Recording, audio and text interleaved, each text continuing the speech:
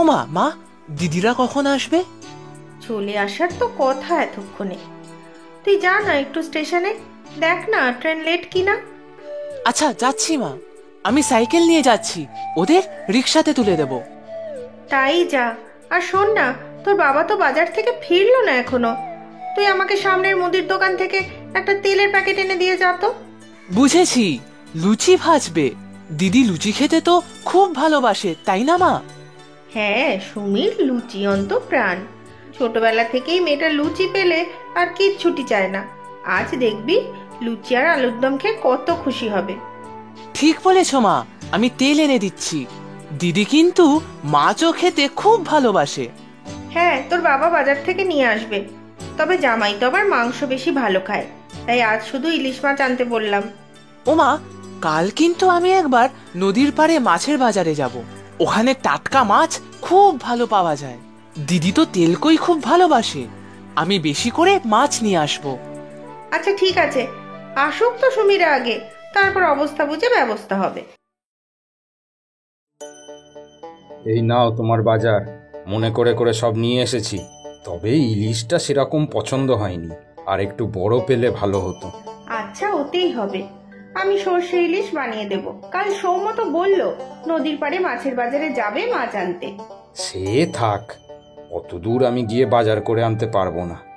তবে ওখানে মাছ খুবই ভালো পাওয়া যায়। কিন্তু সুমিদের এত দেরি হচ্ছে কেন? সকালে উঠে ট্রেন ধরতে পারলো না নাকি? ফোন করনি ওদের? হ্যাঁ করেছিলাম তো, কিন্তু ফোনটা লাগলো না। ট্রেনে থাকলে ওরকম হয়, টাওয়ার পাওয়া যায় না। ট্রেনে উঠতে পারলো কিনা সেটাই তো আমার চিন্তা। অত চিন্তা করো না, ওরা ঠিক চলে আসবে। যাও, তুমি হাত পা ধুয়ে ঘরে বসো, আমি চা করে দিচ্ছি। ওরা এলে তারপর একসাথে টিফিন দেব। ঠিক আছে, আমি চা খেয়ে তারপর মনোহরের দোকান থেকে মিষ্টি কিনে আনি। জামাই আবার কম মিষ্টির মিষ্টি খায়। ওরে বেলা, একটু হাত চালিয়ে লুচিগুলো বেলে দে। ওরা চলে এলে আর সামলানো যাবে না। সবাই ঝাঁপিয়ে পড়ে শুধু লুচি দাও বলে পাগল করবে। সত্যি গো কাকিমা, তোমার ছেলে আর মেয়ে দুটোই খুব ভালো। হ্যাঁ, সুমিরও ভাই অন্তপ্রাণ, সৌম্যরও তাই। দিদি যেদিন শ্বশুর বাড়ি চলে গেল, সেদিন দিদির ঘরে দরজা বন্ধ করে সারা দিন কেঁদেছিল। সে তো হয় গো কাকিমা, এতদিনের সম্পর্ক। আজকে দেখো না, সুমিরা আসবে বলে সৌম্য সকাল থেকে শুধু ঘর বার করছে। কখন আসবে গো ওরা? আসার তো কথা সকালেই, এত দেরি হচ্ছে কেন কে জানে। ট্রেনের কোনো ভরসা নেই। আসবে গো আসবে, তুমি এত চিন্তা করো না। চিন্তা করো না বললেই কি হয় রে? মা তো, সন্তানের জন্য চিন্তা তো হবেই। সুমির বাবাও খুব চিন্তায় আছে, মুখ ফুটে বলে না ঠিকই, তবে আমি তো বুঝি। কাকু তো আবার ব্যাগ নিয়ে বেরোলেন। হ্যাঁ, মিষ্টির দোকানে গিয়েছে। জামাই আবার কড়া মিষ্টি পছন্দ করে না, তাই তার জন্য কম মিষ্টির সব মিষ্টি বায়না করা আছে। সুমি আবার রসমালাই ভালো খায়, কিন্তু কোথায় তারা? ওই তো ভাই এসেছে মনে হয়। তো এদিকটা একটু দেখ তো, আমি গিয়ে দেখি ওরা সবাই এসে পড়লো কিনা। মা, মা, কি রে, ওরা কোথায়? ট্রেন তো এসে গেছে মা, কিন্তু ওরা তো আসেনি। তুই ঠিক করে দেখলি? অন্য দিক থেকে নামেনি তো? না মা, সব জায়গায় দেখলাম, কোথাও নেই। কি আজে বাজে কথা বলছিস? মজা করছিস আমার সাথে? সত্যি বলছি মা, এই ট্রেনে তো আসেনি। আমি স্টেশনে, বাইরে সব জায়গায় দেখেছি। পরের ট্রেন তো সেই বিকেলে। কি বলছিস রে তুই? আমার তো হাত পা ঠান্ডা হয়ে যাচ্ছে। তোর বাবা কোথায়? এতক্ষণ ধরে মিষ্টির দোকানে কি করছে? হে ভগবান, কি হবে এবার? তুমি শান্ত হও মা, আমি বাস স্ট্যান্ডের দিকে যাচ্ছি। যদি বাসে আসে? হ্যাঁ, বাসেই হয়তো আসবে। নিশ্চয়ই সকালে ঘুম থেকে উঠতে পারেনি, ট্রেন মিস করেছে। সুমিটা যে কি এখনো বড় হলো না। ওরে সৌম্য, তুই যা বাস স্ট্যান্ডে গিয়ে দেখ। ফোনটার যে কি হলো? দিদি, জামাইবাবু দুজনেরই ফোন আউট অফ রিচ। তুমি চিন্তা করো না মা, আমি দেখছি। সাবধানে যাবি, তুই আবার কোনো অঘটন ঘটাস না। ভাই বোন তোরা দুটোতেই সমান, চিন্তায় আমার ঘুম হয় না। চিন্তা তো আমারও হচ্ছে, কিন্তু কি যে করা যায়। সে আমি জানি না, কিছু একটা করো, আমি আর পারছি না। সৌম্য তো বলল বাস স্ট্যান্ডের দিকে গিয়েছে, ট্রেনও তো আবার বিকেলে। আচ্ছা, ওদের বাড়িতে একবার ফোন করব। বাড়িতে আর কাকে করবে? শহরের বাড়িতে তোরা দুজনেই থাকে। আচ্ছা, ওদের ফ্ল্যাটের সিকিউরিটিকে একবার জিজ্ঞাসা করি। আছে? ওদের নাম্বার আছে তোমার কাছে? সে আছে, গতবার ওদের ওখানে গিয়েছিলাম না, তখন আলাপ হয়েছিল। তবে আবার তবে কি? ফোন করে দেখো না। সে করছি, তবে ওদের আবার ডিউটি চেঞ্জ হয়। দেখি ফোন করে। হ্যাঁ দেখো। ঠাকুর ঠাকুর। হ্যাঁ, হ্যালো, অরূপ বলছো তো? হ্যাঁ, চিনতে পারছো? আমি ফোন করছি একটু বিপদে পড়ে। সুমি মানে আমার মেয়ে। হ্যাঁ, জামাই রুদ্র, ওদের এখানে আসার কথা ছিল। ও, তুমি সকালে ডিউটিতে এসেছো? দেখোনি ওদের? আচ্ছা। ওদের ঘর বন্ধ কিনা জিজ্ঞাসা করো। হ্যাঁ, হ্যালো হ্যালো। আচ্ছা, ওদের ঘর বন্ধ কিনা সেটা বলতে পারবে? হ্যাঁ, 4 তলায়। ও, বাইরে থেকে বোঝা যাবে না? আচ্ছা ঠিক আছে, ডিউটি থেকে যাওয়ার সময় একবার দেখে নিও। আচ্ছা ঠিক আছে। কোথায় গেল বলো তো দুজনে? এতক্ষণে তো চলে আসার কথা ছিল। আমার খুব চিন্তা হচ্ছে গো। সৌম্য তো বাস স্ট্যান্ড থেকে এলো না এখনো। তুমি এত অস্থির হয়েও না, কিচ্ছু হবে না। আমি বাইরেটা গিয়ে দেখি সৌম্যটা এলো কিনা। হ্যাঁ তাই যাও। হে ভগবান, ওদের সকলকে ভালো রেখো, ভালো রেখো ভগবান।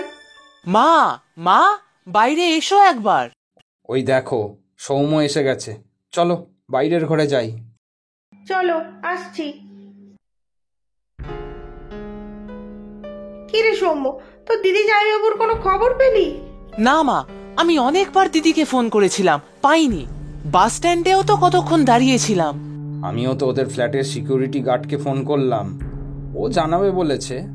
টমিটাকেও বলি হারি, একবার ফোন করে পর্যন্ত জানাতে পারলো না যে ওদের দেরি হচ্ছে কেন।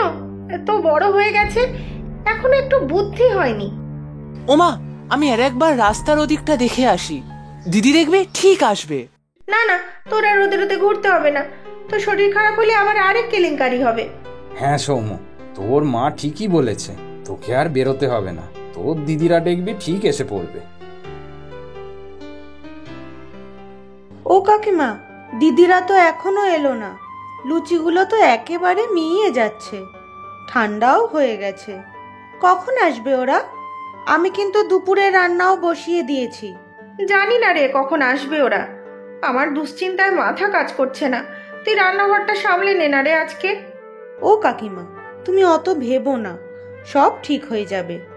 দিদিরা দেখবে এক্ষুনি চলে আসবে। লুচিগুলো তোমরা খেয়ে নাও, অনেক তো বেলা হলো।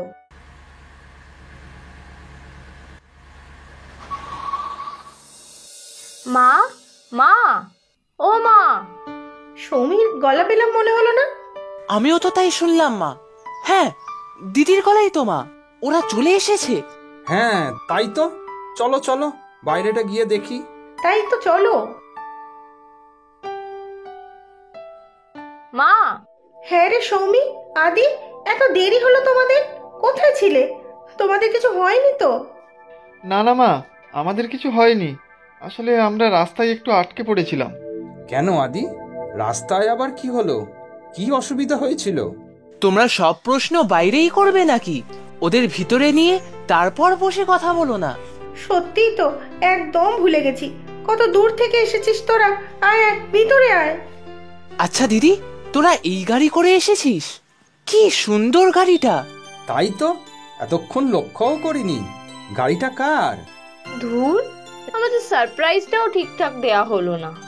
সারপ্রাইজ মানে? ও আদি, সুমি বলে কি? আমরা তো কিছুই বুঝতে পারছি না গো। ঠিক আছে, আগে চলো তো তোমরা ভিতরে গিয়ে বসো, তারপরে সব শুনবো। গাড়িটা আমরা কিনেছি বাবা। আমার চাকরিতে প্রমোশন হয়েছিল কয়েকদিন আগেই। সৌমিও অনেকদিন ধরেই গাড়ি কেনার কথা বলছিল, তাই কিনেই ফেললাম।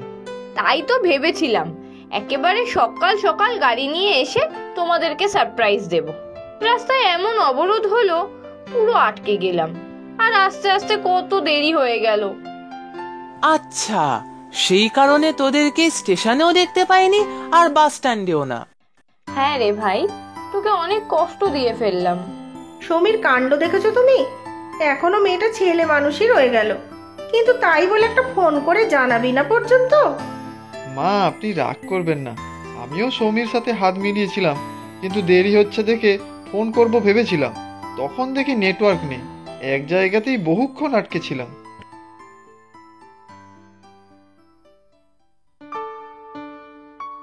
সৌমি দিদি, তোমার প্রিয় লুচি, সাদা আলুর তরকারি নিয়ে চলে এসেছি। তাড়াতাড়ি খেয়ে নাও সবাই, সকাল থেকে কারোর তো খাওয়া দাওয়াই নেই। লুচি? উফ, সত্যি খুব খিদে পেয়ে গিয়েছিল। বেলাদি, একদম ঠিক সময় লুচি নিয়ে এসেছো, এবারে জমিয়ে খাবো। আমি কিন্তু এরপর নদীর পাড়ে মাছের বাজারে যাব, এই এত মাছ নিয়ে আসবো কিন্তু। প্রচুর সঠিক উত্তরদাতাদের মধ্যে থেকে আমরা বেছে নিয়েছি 10 জনের নাম।